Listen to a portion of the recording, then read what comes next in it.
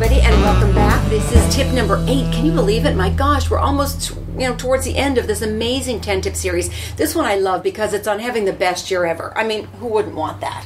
The best year ever. 2012, yay, we're going for it.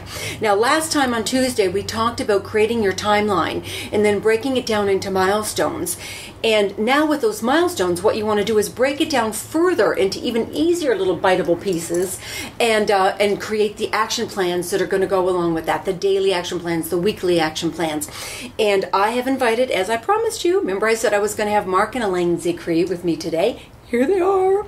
And they are truly the masters in action plans. Marc and Elaine are, oh my gosh, as writer, producers, and directors, they've got well over 100 hours of TV and features over the years with every network and studio in town. They've been around for a while. And they also have an organization I told you about called The Table, which I think everybody should check into, because it's not just here in LA anymore. It's across the country, around the world. I mean, I think there's one even in great networking group in London, for God's sakes, and I think Sydney, Australia. I mean, it's really expanding. So they can tell you more about that. But the reason I asked them specifically is because action plans is something that they are true believers in. They are masterful at it. They teach classes in it. They really do a lot of coaching at the table. And one of the main things is about taking actions. It's not enough just to talk about it. You've got to kind of nail your butt to the wall, unfortunately, and take the action. So I'm just going to keep quiet and hand it over to Marc and Elaine and let them share their wonderful words of wisdom with you. Great, thank you, Suzanne. You're welcome. Okay. So great, so yeah, go for it. The main thing is that once you know your objective, which has been handled in the other units, yes, because it's really important to know your objective. What happens for some people is that when they generalize, like I want to be a star, rather than I want to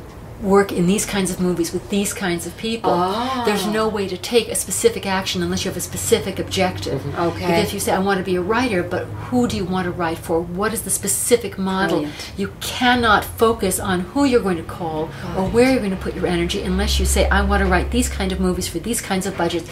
Then you know what community you need to step into. Oh, that's Yes. great, because I think a lot of times we probably stay vague so we don't have to take the action. Exactly. Yes, that's right. I get it. There's someone we knew who once had a goal, and they said, I stayed in my room and I wished and I wished and I wished, and I was so disappointed because it didn't happen. Well, no, you need to leave your room and actually do something. And but as you say, Suzanne, we start from the big goal and then narrow it down to specific daily actions that you can take. Good. And a key question is, as you visualize your long-term career and then the steps along the way toward that long-term career, you say, okay, who do I need to impress to get where I want to go, and what do I need to create that will impress them? And that's great. And you know that a couple of years ago, Elaine and I executive produced, and I co-wrote and directed a new Star Trek episode with George Takei. It's so good. Back in 2008. Yeah. It was seen by millions of people around the world. And it got us new fans of our work, including J.J. Abrams and Joss Whedon and Damon Lindelof, Good. and got me a book deal with Guillermo del Toro. But it came from the idea of creating something that the world would pay attention to, and then breaking it down. We did this without a studio or network. Wow. We'd worked for many decades for the studios and networks. Sure. In this case, we just pulled it all together ourselves. My God. And so I think a key thing in terms of action is don't wait to be picked.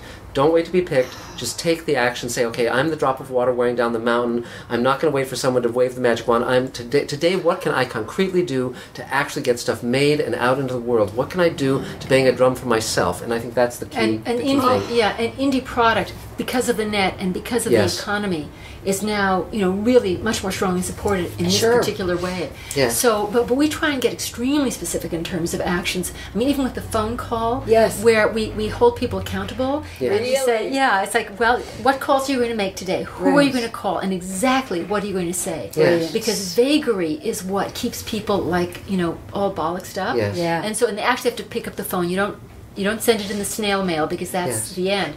So we always tend to say, okay, first you email. Okay. Right. The reason you email first is because, like, if somebody is very, very, very busy and the phone is ringing, if they don't get an email first, if you can get an email to them, then it's like, who are they? What do they want? Got it. But if you have within 3 lines, I'm going to be calling you shortly. With this, they know exactly who you are and what you're after. Yes. And we always say, if you're going to call somebody, just have 3 things within 90 seconds. And the 3 things you want is, here is what qualifies me to pitch what I'm about to pitch, my skills or my product. it doesn't have to be your whole background, but just this is what qualifies me.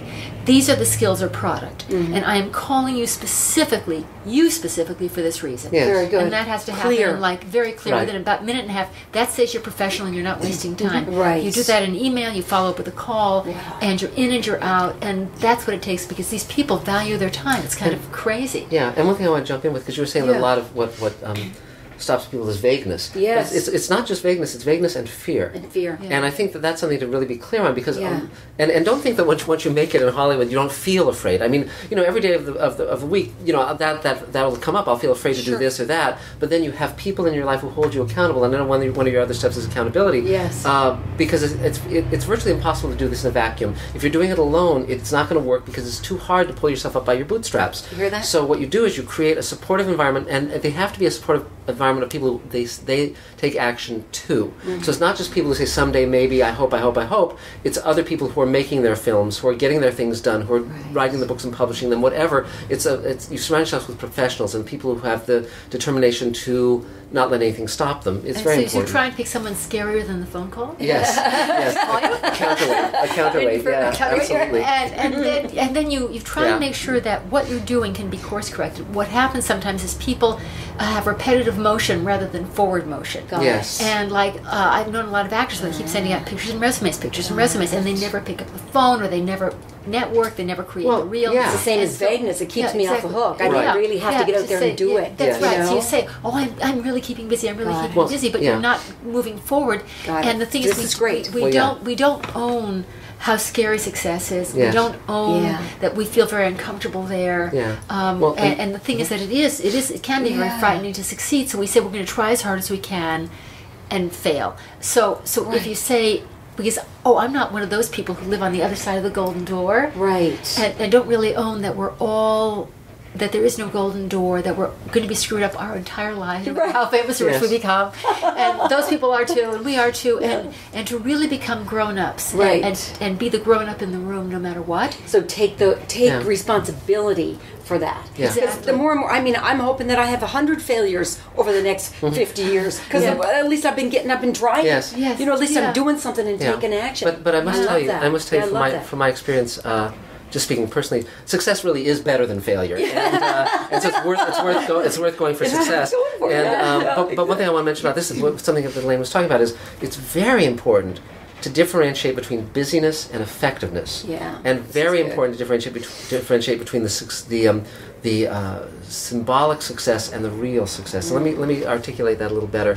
A lot of people feel, well, my God, I'm sending out pictures, I'm sending out resumes, Yeah. I'm writing these Taking scripts. I've action. written 15 scripts in 2 months, and what? Why are you? And it's like, no, you have to say, is this working? And if it's not working, it's either that the material isn't solid enough, and you're not getting feedback, and you're not either collaborating with people who have the skills you need, or learning the skills you need, or you're not reaching the people who have the power to say yes, who actually have the power to say yes, because most executives have the power to say no, but not the power to say yes. And so you need to reach the people who are the yes people, and get high enough up the food chain to really be effective. And this also works where if you're looking at mentors who are succeeding and really finding out what they're doing that succeeds and emulating that, that helps enormously. That's Yeah. really good. Yeah, So yeah. part of the actions could be getting to those people. Yes, How do I absolutely. get to those people? And Absolutely. it sounds like what the bottom line of what you're saying is you are.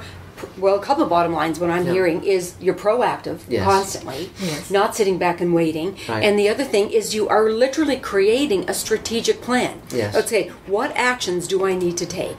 Not waiting by the phone, right. but it's like a proactive, and here's an actual strategic plan, Yes. like a business plan, like people would do in the business world and any other industry in the world. Yes. We would take all this for granted. That's right. But in this industry, for some reason, we kind of hold back on the actions. That's right. Hoping and wishing and praying, Right. or waiting for our agent to do it Yeah. or whatever. And but it's also, it's like what I do is when I meet someone who has a specific skill that interests me. For instance, a friend of mine, I was on the radio a couple of years ago, and someone heard me in Germany and moved to LA for me to mentor him. Oh, my because, God. we do the super mentors classes and all That's that right, stuff.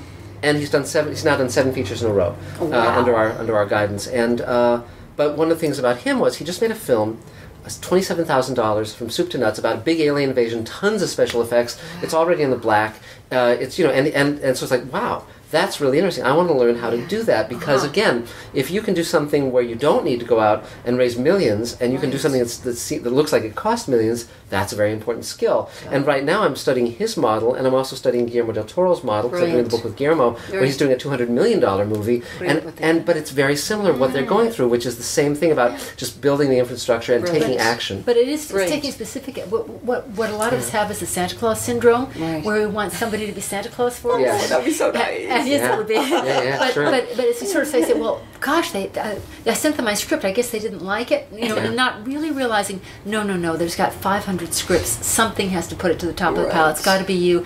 We really want to be taken care of. We want somebody else to do the hard work for us. Just the only thing is that if you don't know what specific actions to take, for heaven's sake, reach out and get those specific actions and lock them down and talk to a success. Yes. In that field. Don't guess. Yes, that's right. Yeah. Very good. Because if you're living in East McKeesport, Pennsylvania, and you don't know anyone in the film industry, there's the internet, and there's airplanes, and you can fly places, you can meet people.